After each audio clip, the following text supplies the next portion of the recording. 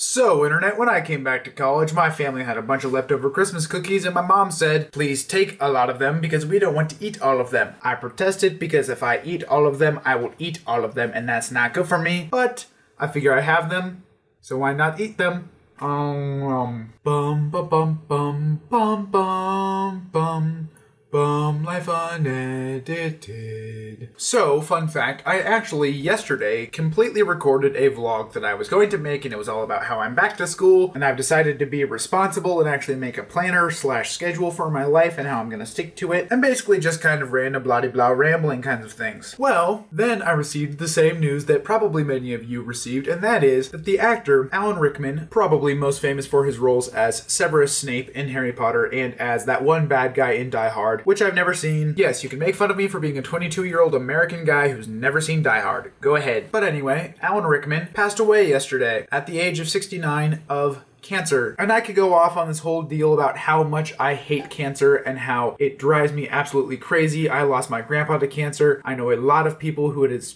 drastically affected and changed their lives in irrevocable ways, and I hate the way that it just takes your own body's functions and warps them and twists them and starts beating you to death with them. But that's not the point of this video. The point of this video is that I just wanted to take a moment to celebrate a man who, as far as I know, received pretty much universal acclaim as a human being. You can search all over the internet and find all kinds of tributes from Michael Gambon, who played Dumbledore, and Daniel Radcliffe, who played Harry Potter, and all these other people who interacted with him on a semi-regular basis, / who called him a friend, / who had met him at some point in their lives. And pretty much everything you read is that he was an incredible man. I think we can all agree, anyone who's seen him on screen that is, that he was a phenomenal actor. He played bad guys so stinking well. And they were believable because they actually seemed like people. The whole movie franchise, I wanted Snape to be a good guy. And yes, I knew that Snape was a good guy because I read the books. But he's also not really a good guy. I mean, let's be real, he's a jerk. But at the same time, you cared about him because you knew that he cared about Lily, and that is the kind of pathos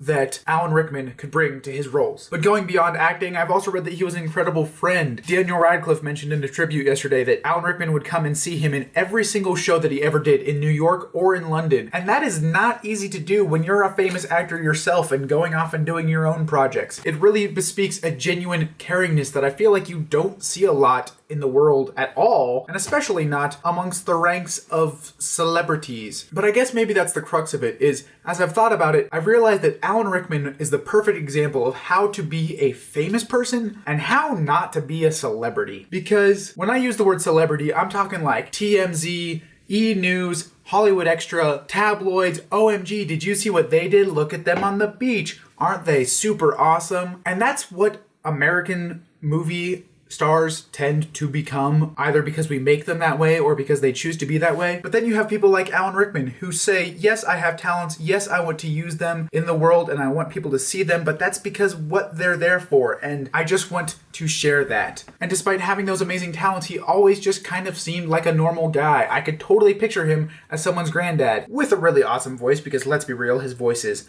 on point, but still just a normal person. I remember I read one time about how he always loved to read, and he got into the Harry Potter films because he loved the books and the way they encouraged children to read, and he was constantly advocating that kind of lifelong readership, which, so help me, doesn't exist anymore because people just don't read. I don't know how people live like that. Then again, I also got grounded for reading when I was a kid, so maybe I have the opposite issue. But anyway, the point I'm trying to make is that I have mad respect for a man who had such incredible talents, who could have become so arrogant, and by all accounts, just remained a genuine, caring, loving man who was amazing at his job and starred in possibly my favorite internet video of all time.